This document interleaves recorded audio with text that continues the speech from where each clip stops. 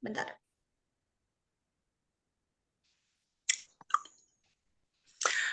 Oke, Assalamualaikum warahmatullahi wabarakatuh. Waalaikumsalam warahmatullahi wabarakatuh. Oke. Selamat malam teman-teman semuanya. Semoga Ya. kita dalam keadaan baik-baik saja dan sehat walafiat.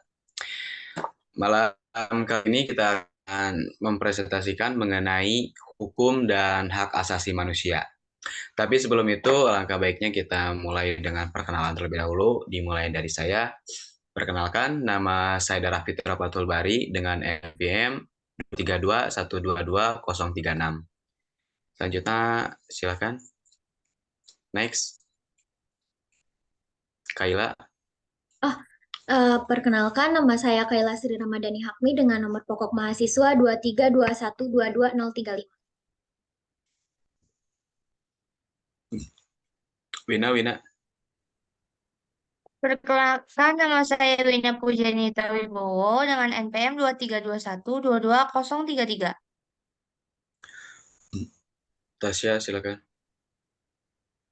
Perkenalkan, nama saya Tasya Aulia Putri dengan NPM 232122038. Perkenalkan, nama saya Hafsah Fatia Mutmainah dengan NPM 232122032. Oke, terima kasih teman-teman telah memperkenalkan diri masing-masing. Untuk selanjutnya, kita langsung membahas kepada konsep hukum yang akan disampaikan oleh Wina. Saudari Wina. Dipersilahkan. Terima kasih moderator atas waktunya. Saya akan menjelaskan mengenai pengertian hukum. Menurut Kaisen tahun 1995, mengemukakan hukum adalah suatu tata yang bersifat memaksa. Dan menurut Winata Putra tahun 2006, suatu tatanan sosial yang berusaha menimbulkan perilaku pada individu sesuai dengan yang diharapkan melalui pengundangan tindakan-tindakan paksaan. Dan adapun pengertian hukum menurut para ahli, yang pertama Plato, hukum adalah peraturan yang tersusun secara sistematis membentuk sebuah sistem yang mengikat masyarakat. Yang kedua, menurut Aristoteles, menegaskan bahwa hukum juga mengikat hakim dalam melaksanakan tugasnya. Yang ketiga, hukum menurut Immanuel Kant, hukum adalah keseluruhan syarat dengan kehendak dari orang yang suatu dapat menyesuaikan dengan kehendak bebas dari orang lain.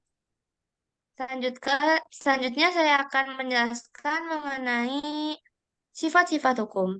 Yang pertama, hukum bersifat mengatur. Hukum diciptakan untuk melindungi hak setiap orang dan menjaga keseimbangan antara berbagai kepentingan yang ada dalam kehidupan berbangsa dan bernegara. Yang kedua, hukum bersifat memaksa. Artinya, hukum memiliki kekuatan atau power dan kewenangan atau authority untuk memaksa setiap orang mematuhi setiap peraturan. Yang ketiga, hukum bersifat melindungi. Hukum dikatakan mempunyai sifat melindungi sebab tujuan hukum sendiri pada hakikatnya untuk menjamin dan melindungi hak setiap warga negara dan menjaga keseimbangan yang serasi di antara berbagai kepentingan yang ada. Sekian penjelasan dari saya kembalikan ke moderator.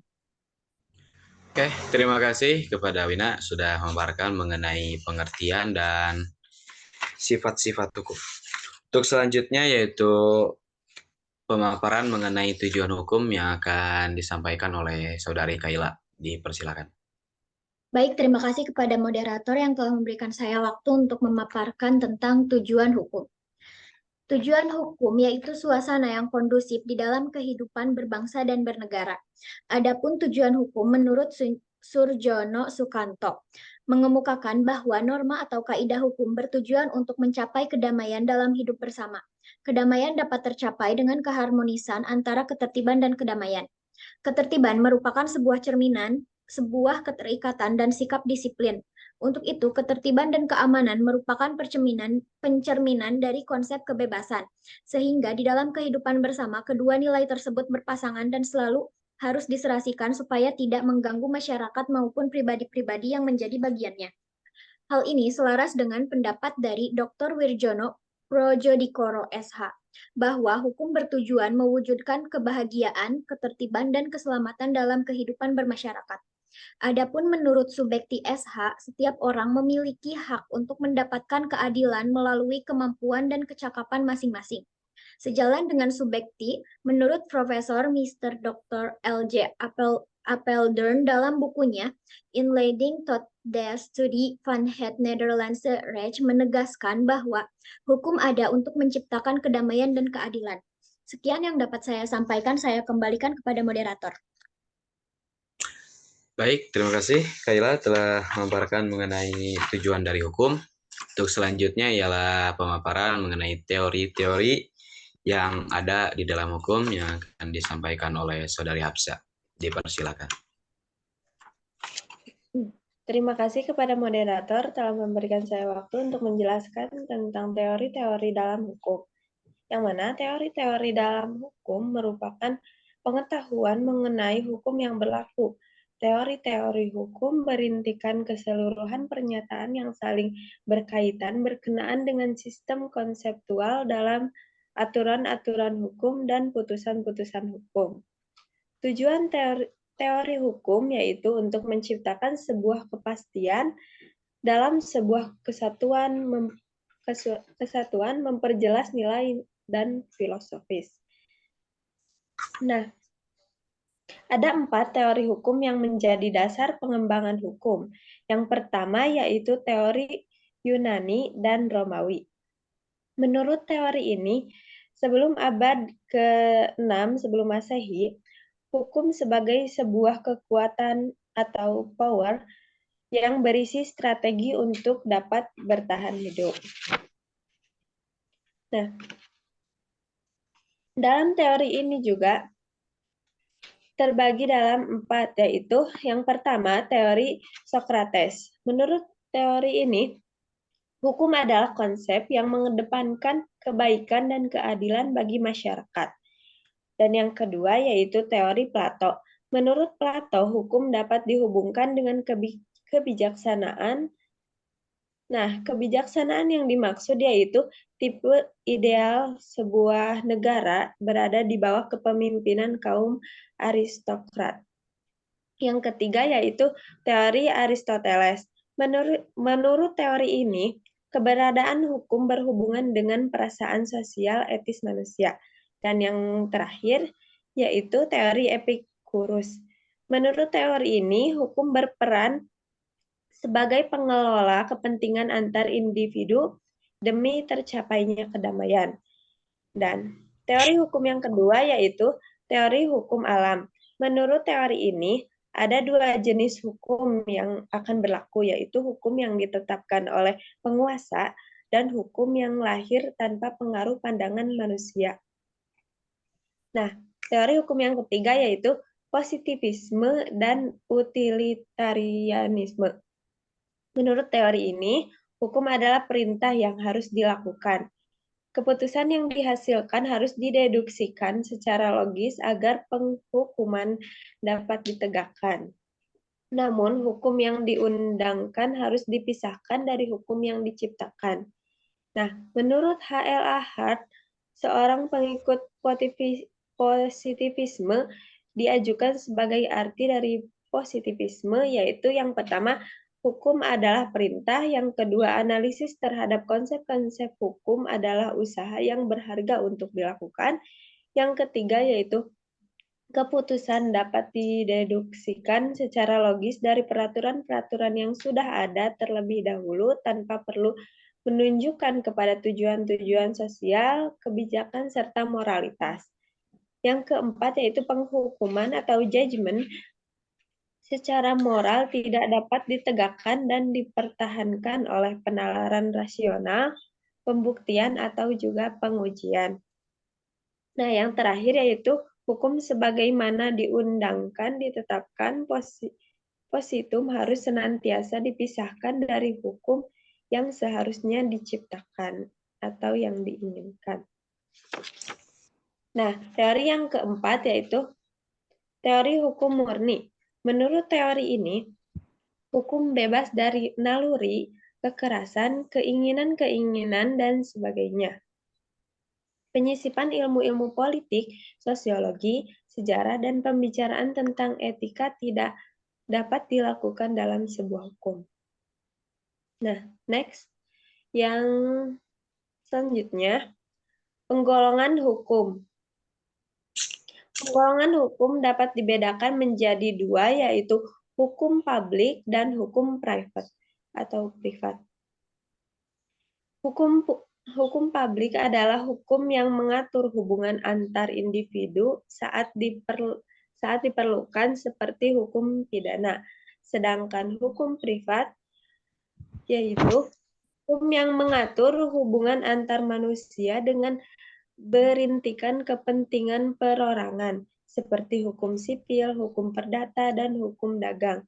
Jadi, dapat disimpulkan bahwa penggolongan hukum itu terbagi dua, yaitu public dan juga private. Perbedaannya yaitu hukum publik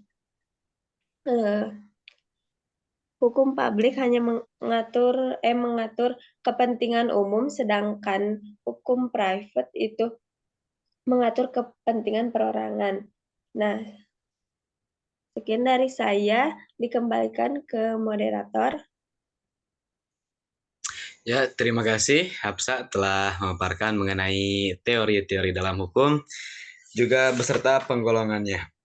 Untuk selanjutnya adalah macam-macam pembagian hukum yang akan disampaikan oleh Kayla dan Wina, dipersilakan. Oke, kembali lagi bersama saya. Saya akan menjelaskan mengenai macam-macam pembagian hukum. Di negara Indonesia terdapat 8 macam pembagian hukum yang terdapat pada peraturan perundang-undangan. Yaitu yang pertama, menurut sumbernya. Yang pertama, undang-undang. Dalam pengertian secara luas, yaitu hukum yang berasal dari peraturan perundangan yang dibuat oleh DPR dengan persetujuan Presiden. Yang kedua, kebiasaan atau hukum adat merupakan perbuatan yang dilakukan oleh anggota masyarakat secara berulang-ulang. Yang ketiga, traktat atau perjanjian, yaitu hukum yang bersumber dari perjanjian yang dilakukan oleh dua negara atau lebih dalam bentuk tertentu. Yang keempat, yaitu jurisprudensi, yaitu keputusan pengadilan terdahulu yang sudah diinkrah, dijadikan pedoman dalam mempertimbangkan atau memutuskan perkara yang sama. Yang kelima, doktrin, yaitu pendapat para ahli dalam memberikan pandangannya terhadap hukum tertentu. Yang kedua, hukum menurut bentuknya. Yang pertama yaitu hukum tertulis, merupakan seluruh peraturan perundang-undangan tertulis secara resmi dalam bentuk peraturan negara. Dan yang kedua, hukum tidak tertulis, yaitu hukum yang terlahir dan tumbuh, dipelihara dalam masyarakat tertentu, dan tidak dibentuk sesuai prosedur formal, namun ditaati oleh anggota masyarakat, seperti hukum kebiasaan atau hukum adat. Yang ketiga, hukum menurut tempat berlakunya. Yang pertama, hukum nasional, yaitu hukum yang dibuat dan berlaku dalam suatu negara untuk mengatur urusan negara dan mengatur penduduk yang berdomisili di negara tersebut. Yang kedua, hukum internasional, yaitu hukum yang mengatur hubungan antara negara satu dengan negara lainnya dalam dunia internasional. Yang ketiga, hukum asing, yaitu hukum yang berlaku di negara lain. Dan yang terakhir, hukum lokal, yaitu hukum yang berlaku pada wilayah tertentu dalam suatu negara, seperti hukum adat suku Bali. Dan yang keempat, hukum menurut waktu berlakunya. Yang pertama, plus constitutum, yaitu hukum positif. Hukum yang berlaku saat ini pada masyarakat tertentu dalam daerah tertentu. Yang kedua, ius constituendum, yaitu hukum yang berlaku pada waktu yang akan datang. Dan yang kelima, hukum menurut cara mempertahankannya. Yang pertama, hukum material, yaitu peraturan yang terwujud yang berwujud perintah dan larangan seperti hukum pidana, hukum perdata, dan hukum dagang. Yang kedua, hukum formal, yaitu hukum yang mengatur bagaimana cara mengajukan suatu perkara ke muka pengadilan dan bagaimana caranya hakim memberikan putusan seperti hukum acara pidana, dan hukum acara perdata. Dan yang keenam, Hukum menurut sifatnya, yaitu yang pertama hukum yang memaksa, hukum yang tidak dapat dikesampingkan sehingga dalam pelaksanaannya harus ditaati oleh setiap manusia. Contohnya hukum pidana. Yang kedua, hukum yang mengatur, yaitu hukum yang dapat dikesampingkan apabila pihak-pihak yang bersangkutan telah membuat peraturan sendiri dalam bentuk perjanjian, contohnya hukum perjanjian jual beli atau hukum dagang. Terus ketujuh, yang ketujuh hukum menurut wujudnya. Yang pertama hukum objektif, yaitu hukum yang berlaku umum dan tidak mengenai orang atau golongan tertentu. Dan hukum subjektif, yaitu hukum yang berlaku untuk dua orang atau lebih, serta menimbulkan hak dan kewajiban. Dan terakhir, hukum menurut isinya, yang pertama hukum privat atau hukum sipil, yaitu hukum yang mengatur hubungan antara individu dalam masyarakat dengan menitik beratkan pada kepentingan perseorangan. Yang kedua, hukum publik atau hukum negara, yaitu hukum yang mengatur hubungan antara perseorangan seorang warga negara dengan pemerintah. Sekian penjelasan dari saya kembalikan kepada moderator. Oke, terima kasih kepada Wina telah menjelaskan mengenai macam-macam pembagian hukum. Untuk selanjutnya adalah aliran-aliran dalam hukum yang akan disampaikan oleh Kaila. Dipersilakan. Baik, terima kasih kembali kepada moderator yang telah memberikan saya tempat untuk menjelaskan aliran-aliran hukum. Ada beberapa aliran hukum dalam praktik peradilan. Yang pertama ada aliran legisme, yaitu aliran legisme menganggap bahwa sesuatu dikatakan sebagai hukum apabila terdapat dalam undang-undang. Yang kedua ada aliran Freie Rechtslehre. Aliran ini beranggapan bahwa hakim sebagai pencipta hukum memiliki kebebasan melakukan segala hal yang tidak diatur di dalam undang-undang. Yang ketiga, aliran Rechtsbinding. Aliran ini menganggap bahwa keterikatan hakim dalam undang-undang tidak seketat asumsi aliran legisme, dikarenakan hakim mempunyai kebebasan. Kebebasan hakim tidak seperti pendapat aliran Freie Rechtslehre. Hakim dalam pelaksanaan tugas memiliki kebebasan yang terbatas dan terikat. Sekian yang dapat saya sampaikan, saya kembalikan kepada moderator. Oke, terima kasih Kaila telah memaparkan tentang aliran-aliran dalam hukum. Setelah sebelumnya kita tadi membahas mengenai hukum, untuk selanjutnya kita akan membahas mengenai hak asasi manusia atau HAM. Untuk pengertian yang akan disampaikan oleh Saudari Tasya, dipersilahkan. Oke, sebelumnya terima kasih kepada moderator telah memberikan saya waktu untuk memaparkan tentang pengertian hak asasi manusia. Pengertian hak asasi manusia menurut John Locke maupun Kuncoro Purborpranoto, hak asasi adalah hak yang diperoleh dari Tuhan menurut kodrat dan hakikat setiap manusia, sebab hak asasi bersifat suci.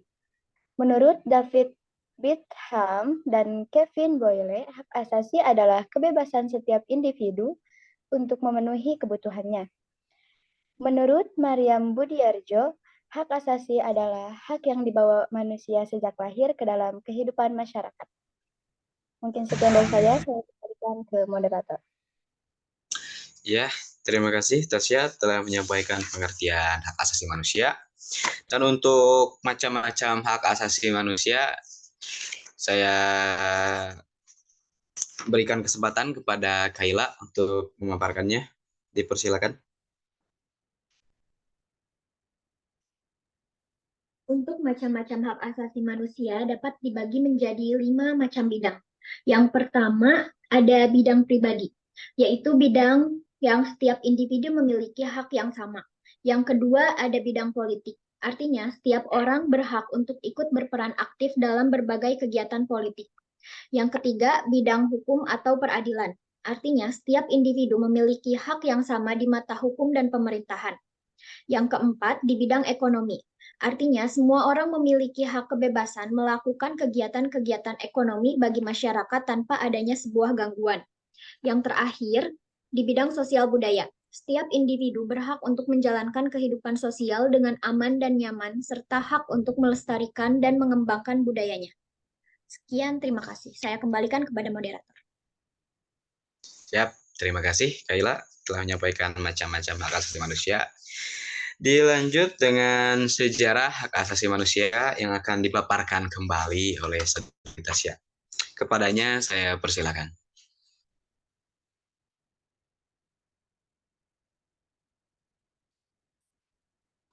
Tasya, jangan lupa on mic Tasya. Hak asasi manusia merupakan problematika yang urgensial dan universal. Perkembangan hak asasi manusia di dunia, di antaranya, yang pertama adalah Magna Carta 1215. Magna Carta ini merupakan solusi dalam konflik Raja John Lackland yang bertindak sewenang-wenang terhadap rakyatnya, sehingga menimbulkan pemberontakan dari para bangsawan di Inggris pada abad ke-12. Isi dari Magna Carta ini adalah perjanjian raja beserta keturunannya yang berjanji menghormati kemerdekaan, hak dan kebebasan gereja di Inggris. Raja berjanji akan memberikan hak-hak berikut kepada masyarakat, yaitu hak-hak masyarakat mendapatkan penghormatan dari petugas pajak dan petugas keamanan. Yang kedua, Petition of Right 1628. Dokumen Petition of Right ini memuat penuntutan pajak yang disertai persetujuan. Artinya, warga negara tidak boleh dipaksakan menerima tentara di rumahnya. Yang ketiga adalah Bill of Rights 1689. Bill of Rights ini berisi kebebasan berbicara dan berpendapat bagi anggota parlemen. Anggota parlemen sebagai pemegang perizinan terkait pajak, undang-undang, dan pembentukan tentara, kebebasan memeluk agama bagi semua warga, dan keputusan raja dapat diubah oleh parlemen. Yang keempat adalah Declaration of Independence 1776. Declaration of Independence berisi tentang konsep melekatnya beberapa hak pada diri umat manusia secara resmi atas karunia Tuhan Yang Maha Esa. Yang kelima adalah Revolusi Prancis 1789. Revolusi Prancis ini berhasil meletakkan hak-hak asasi manusia dalam Declaration des Droits et l'Homme et du Citoyen. Semboyan Revolusi Prancis yang terkenal yaitu Liberté, kemerdekaan, Égalité, kesamarataan, Fraternité, kerukunan atau persaudaraan. Yang terakhir adalah Universal Declaration of Human Rights 1948. Pada pasal 1 deklarasi ini, setiap individu yang dilahirkan memiliki harkat dan martabat yang sama. Mereka dikaruniai akal dan budi, bergaul satu sama lain dalam persaudaraan. Mungkin sekian, saya kembalikan kepada moderator. Ya, terima kasih Tasya telah menyampaikan sejarah mengenai HAM yang ada di dunia. Dan untuk selanjutnya yaitu perkembangan hak asasi manusia atau HAM yang ada di Indonesia. Sebelum itu saya akan menjelaskan terlebih dahulu sejarah HAM di Indonesia. Di Indonesia atau yang dulunya Nusantara, kita telah mengalami penjajahan selama berabad-abad. Tentunya itu adalah bentuk dari diskriminasi dan pelanggaran HAM pada zaman penjajahan Belanda. Pihak Belanda membagi penduduk yang ada di Indonesia menjadi 3 strata sosial. Yang pertama atau yang kelas adalah bangsa Eropa, dan yang kedua adalah bangsa asing seperti Cina, India, dan Arab. Dan tentu yang ketiga adalah penduduk pribumi atau Indonesia sebagai kelas paling bawah. Stratifikasi sosial ini berdampak pada tindakan diskriminatif kepada manusia. Hal inilah yang bertentangan dengan harkat dan martabat sebagai seorang manusia. Kondisi tersebut mendorong bangsa Indonesia dari berbagai lapisan masyarakat untuk memperjuangkan hak-haknya sebagai seorang manusia. Upaya memperjuangkan HAM dapat dilihat dari momentum-momentum yang terjadi, seperti Kebangkitan Nasional, Sumpah Pemuda, Proklamasi Kemerdekaan, atau bahkan sampai kepada peraturan yang tertulis di dalam ketetapan MPRS. Juga hak asasi manusia dimasukkan di dalam GBHN tahun 1998. Sidang Istimewa MPR merumuskan piagam HAM secara eksplisit melalui ketetapan MPR. Prinsip dan basic konsep pengembangan HAM di Indonesia mengenai hak asasi manusia di Indonesia, yaitu yang pertama adalah proklamasi, merupakan sebuah tonggak awal dalam semangat upaya penegakan dan pelindungan HAM terhadap hak asasi manusia.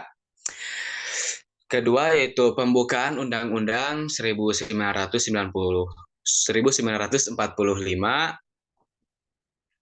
Kemudian yang ketiga ialah Pancasila dan berpijak pada sila kedua yakni kemanusiaan yang adil dan beradab. Oke, mungkin itu saja dapat saya sampaikan. Terima kasih teman-teman semua sudah berkenan mengikuti presentasi malam ini. Semoga kita semua dalam keadaan sehat walafiat ke depannya. Juga gimana? Amin. Amin. Amin gitu. Amin. Mungkin untuk pertemuan malam kali ini atau presentasi kali ini dicukupkan sekian. Saya sebagai moderator pamit undur diri. Wassalamualaikum warahmatullahi wabarakatuh. Waalaikumsalam. Waalaikumsalam warahmatullahi Terima kasih wabarakatuh. Dea Fitra Terima kasih, Fatbari. Kak. Terima kasih semuanya. Terima kasih Terima semuanya. kasih semuanya. Terima kasih semuanya. Bye. Bye-bye.